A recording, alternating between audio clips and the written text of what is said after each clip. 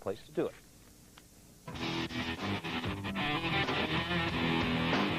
You see them everywhere, night and day, on the beach, in the streets, and in your face.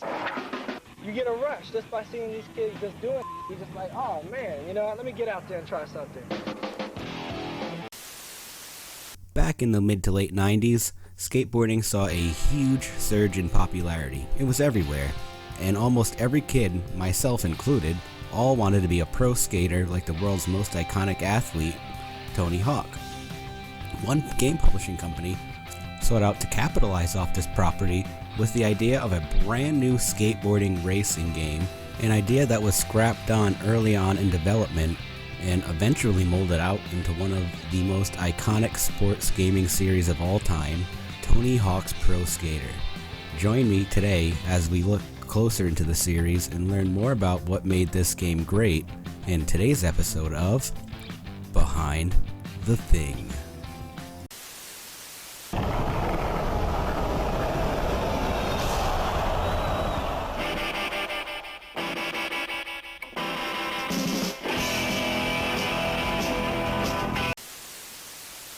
In 1998, Activision approached, at the time, a small development team at Neversoft with an idea of a skateboarding racing game for the PlayStation 1. An idea that was thrown out early on in development, and it was later transformed into what we all know and love today. For those of you living under rocks, the gameplay for Tony Hawk's Pro Skater at its core was a career mode, having players navigate through the game's many courses, completing objectives specially made for each game maps, and collecting other various collectibles that were hidden throughout each of the game's maps, all within a short time limit and while trying to rack up the highest score possible. The series also included an amazing multiplayer mode capable of supporting up to 4 players in various cooperative and competitive games. Tony Hawk's Pro Skater was developed by a team of 12 people, and the game's founder, Joel Jewett, actually built a half-pipe in his backyard and began skating alongside of some of his co-workers. Eventually, they started using motion capture on themselves while skating in order to hone in the game's realistic-looking tricks that helped the game gain its exceedingly high reputation. Tony Hawk was signed on to the game late in development after being impressed with the developer's devotion to skateboarding. And soon after Hawk was signed on for the game, he landed the world's first 900 on a skateboard at the world's 1997 X Games, which then gained massive press coverage and helped launch Hawk and the game into stardom. The game was highly regarded for its incredibly crafted gameplay and its unforgettable soundtrack that is permanently burned into the minds of all the series fans. Tony Hawk's Pro Skater 1 was such a massive hit that development on Tony Hawk's Pro Skater 2 started almost immediately after the release of the first series game. But would it be able to live up to the massive success of its predecessor? Let's find out.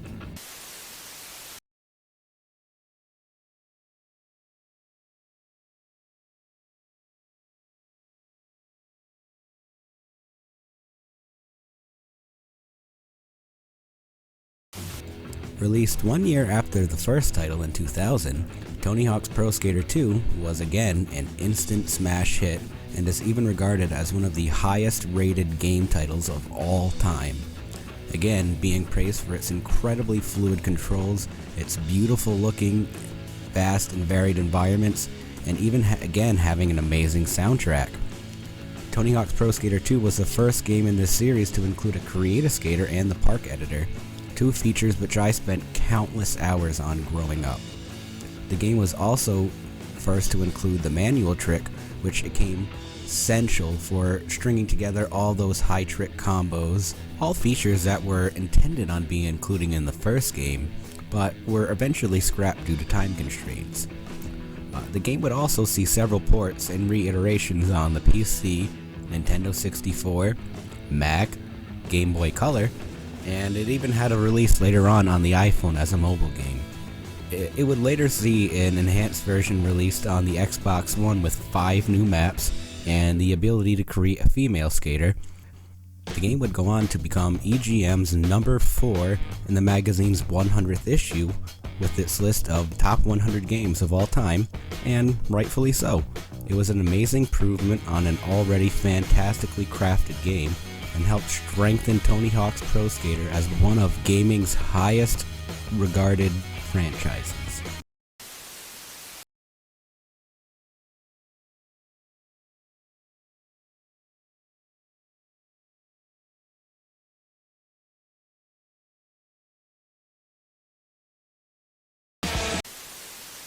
Personal favorite of Mrs. G-Rad, Tony Hawk's Pro Skater 3, was released in 2001 on the PlayStation 1, PlayStation 2, Game Boy Color, Advanced, the GameCube, Nintendo 64, Xbox, Windows, and Mac. It was the first game of the series to be released with online capabilities and on the PlayStation 2. It was also the final Pro Skater to have a Nintendo 64 released. And again, the game was a stellar improvement on the series. The engine for the game was polished even further in this title. The game included the revert for the first time, a trick that even further helped link our sick combos all together and would help solidify the combo system even further than before. It was the first game to also include the hidden trick modifiers, such as double or triple tapping the X during a kickflip to turn it into a double or triple kickflip, and as well as including several different poses and iterations of different lip stalls and grinds. Again, like its predecessors, Tony Hawk's Pro Skater 3 had an incredible acclaim, and like the games before, the gameplay was extremely fluid and highly enjoyable, and continued the game's tradition for incredible soundtracks. Tony Hawk's Pro Skater 3 is one of only 15 titles to receive a perfect 10 out of 10 score from GameSpot, and is listed as number 1 for all games on Metacritic for PlayStation 2, tying with the ever-popular GTA 3 with a well-deserved score at a 97 out of 100. Again, Activision and Neversoft would strike gold with this incredibly beloved installment to the series. The teams were on a roll, but could they keep up this momentum with this series for the next installment?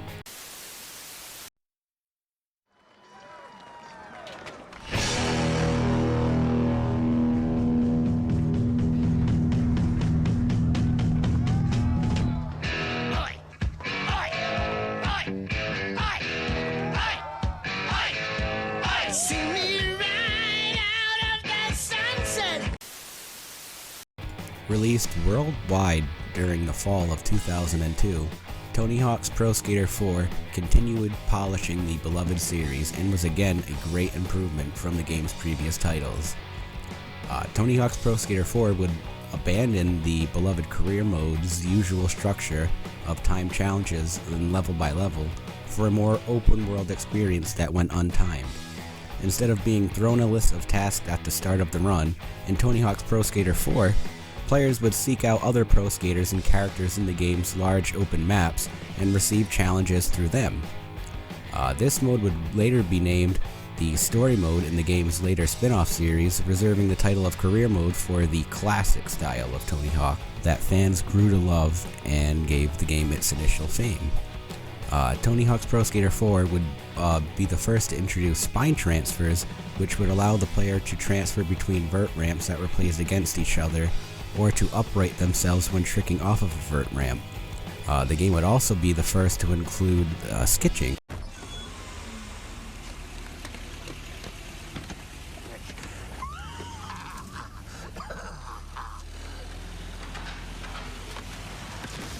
which involved the player holding onto the backs of vehicles while on board, which would help the player boost their speed significantly, which would help in completing some of the game's more challenging gaps. The game would also improve on the previous title's trick variation feature, adding more tricks to be stylized and combos to be even larger than before. Again, Tony Hawk's Pro Skater 4 had incredible critical reception. Although it was slightly criticized for having similar visuals to the previous entry, it was still highly praised for its increased map size and higher difficulty. And again, Activision and Neversoft struck gold. Tony Hawk's Pro Skater 4 was an amazing entry into an already legendary series. After the release of Pro Skater 4, the series would see a vast array of what I'll call spin-off titles. Some were better than others, They included the Underground series, American Wasteland, Ride, Project 8, and Shred. Tony Hawk's Pro Skater would also get an high-definition remake, which essentially took the first 4 games of the series and mashed all of the best features and maps together into one giant love letter to all the fans of the series. Tony Hawk's Pro Skater in its time has become one of the most popular gaming franchises to date, but they all can't be winners, as we'll soon learn.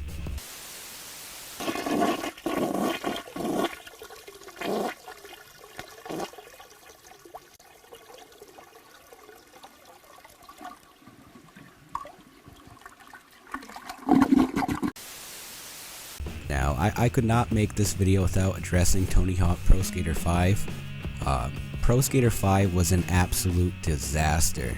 The visuals were not good at all. Installments on the PlayStation 2 looked better than 5 did, and the game was so riddled with bugs that the game was essentially unplayable. What's even more frustrating is that it seems like the developers could not even be bothered to actually finish the game before they released it. The game's total file size was slightly under 5 gigabytes, and players who regrettably bought the game were treated to a day 1 patch of nearly 8 gigabytes, which was pretty much the rest of the game. It's very clear that no love was put into Pro Skater 5. Neversoft was not included on the development, and it was very clear that this release was just a failed attempt at a money grab. So much so that the developers Robomundo soon shut down after the game's release, solidifying Tony Hawk's Pro Skater 5 as the worst entry in the entire series. Tony Hawk's Pro Skater was for the most part an incredible gaming franchise that still gets much praise even to this day. Were all the games released chart-topping hits? No. But still, the original 4 Pro Skater games were enough to launch the game into legendary status. Even some of the spin-off non-Pro Skater titles were amazing, well thought out and well produced games with an extremely dedicated fan base. Let's all hope that the game's most recent release of Tony Hawk's Pro Skater 5 didn't completely kill the series, because the world needs a new fresh skating game now, even if it wouldn't be a Pro Skater. The newer generation of gamers coming up need to experience the amount of fun these titles had to bring. Here's to hoping. Alright folks, that's going to do it for today. I want to thank you for joining me on today's episode of Behind the Thing. If you liked the video, please click the corresponding button down below. If you want to see more, please click the subscribe button. And if you have any comments or suggestions for future videos, please leave them in the comments down below. And I hope you have a good day. Goodbye.